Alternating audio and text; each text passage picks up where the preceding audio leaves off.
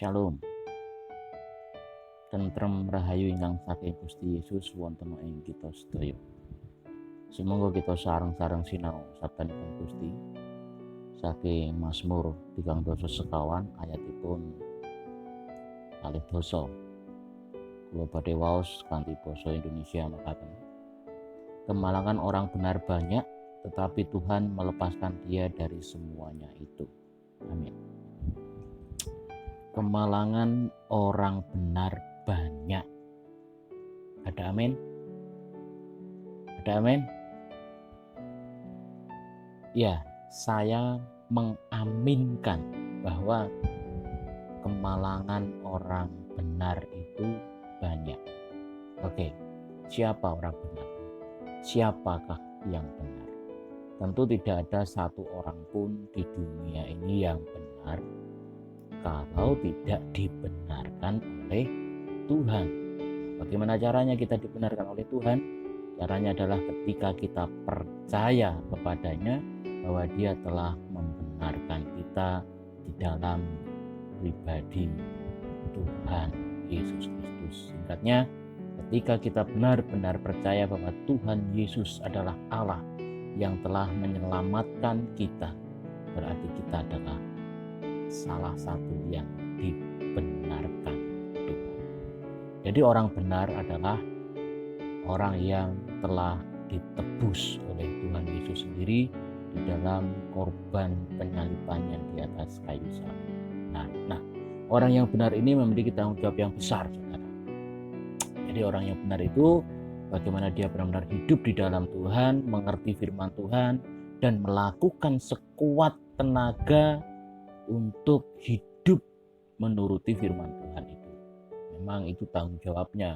Meskipun kita tahu kita tidak bisa dengan sempurna melakukan firman Tuhan, tetapi akan terus berjuang untuk terus turut dengan kehendak Tuhan sesuai dengan firman-Nya. Dan kita pun tahu kita mengalami jatuh bangun untuk hal itu.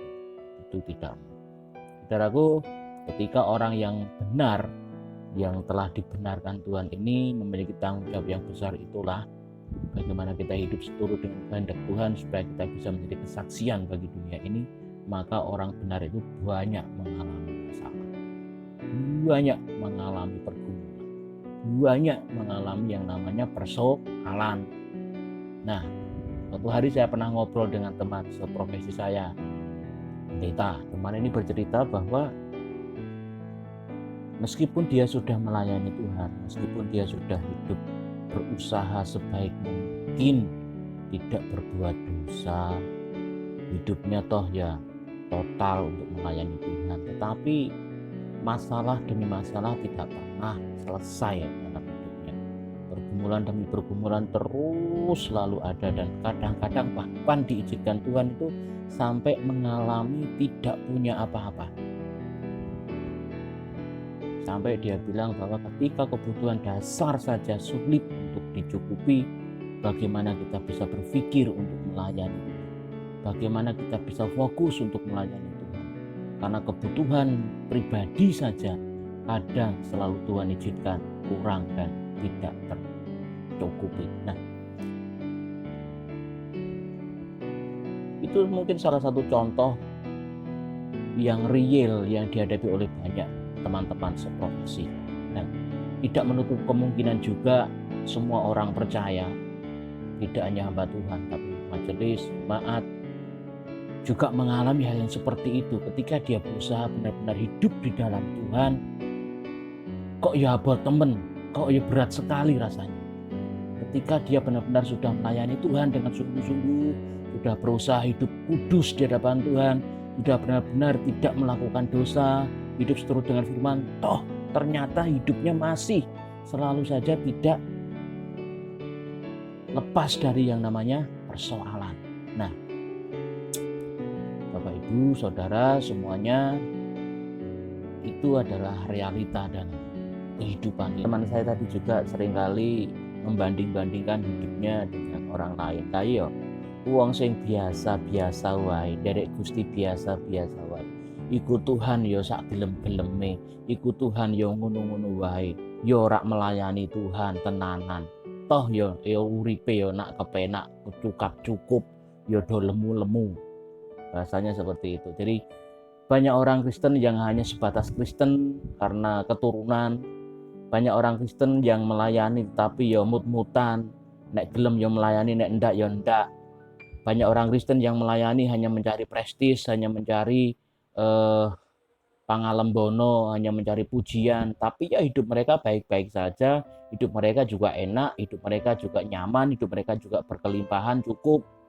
Kadangkala sampai di titik seperti itulah pemikiran manusia, bahkan sekaliber hamba Tuhan. Tetapi saat ini kita diingatkan oleh firman Tuhan melalui Mazmur 34 ayat yang ke-20, kemalangan orang benar banyak.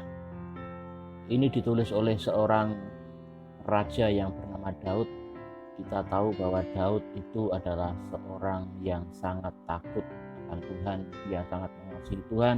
Meskipun demikian, Tuhan izinkan dia mengalami yang namanya kepotok, dia mengalami yang namanya kepepet, dia mengalami yang namanya seolah-olah tidak ada jalan keluar, semuanya buntu, semuanya tertutup.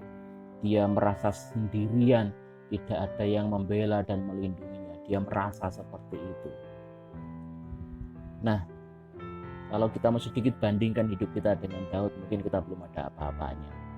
Tetapi ketika ada persoalan-persoalan datang, sudah kita mulai ngedumel sama Tuhan, mulai gerundel sama Tuhan, mulai kecewa sama Tuhan. Nah, saudara-saudara, kenapa Tuhan izinkan orang benar banyak mengalami kemalangan, persoalan, masalah, pergumulan di dalam hidupnya?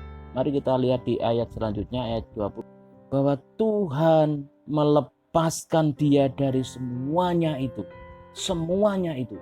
Dari banyak kemalangan itu, dari banyak persoalan itu, dari banyak pergumulan itu, dari banyaknya masalah itu, semuanya dilepaskan oleh Tuhan.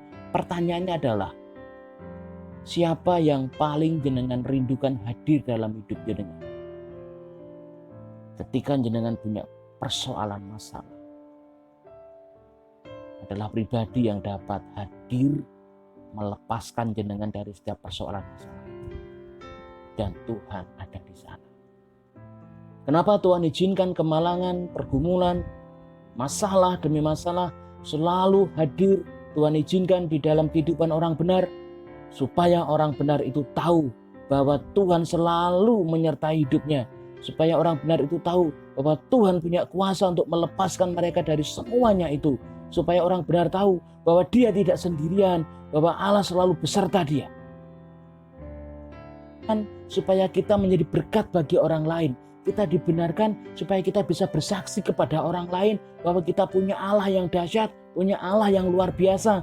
Kalau tidak kita alami sendiri, bagaimana kita bisa bersaksi?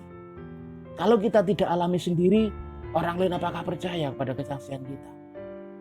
Jadi mau tidak mau, orang benar akan mengalami banyak kemalangan supaya dia mengalami banyak mujizat Tuhan, supaya dia banyak mengalami kuasa Tuhan, supaya dia banyak mengalami pengalaman rohani dengan Tuhan, sehingga ketika dia ngomong sama orang lain itu penuh kuasa, penuh kepercayaan, dan omongannya itu dindel sama orang. Jangan ngomong kesaksian yang jarene wong ora bakal percaya. Jadi mau tidak mau, ketika kita dibenarkan oleh Tuhan, bagian hidup kita adalah kemalangan, bagian hidup kita adalah penderitaan, bagian hidup kita adalah persoalan. Neng jejowedi, neng jangan takut. Kenapa? Karena Tuhan selalu ada dengan kita di dalam setiap kemalangan kita, di dalam setiap persoalan kita, supaya Tuhan menyatakan kehadirannya, kuasanya, sehingga kita pun mengalami pengalaman spiritual dengan Tuhan, sehingga kita bersaksi dengan penuh kuasa bahwa Allah kita hidup, Allah kita berserta dengan kita, Allah kita tidak pernah terlambat menolong kita. Amin. Tuhan memberkati. Tuhan memberkati.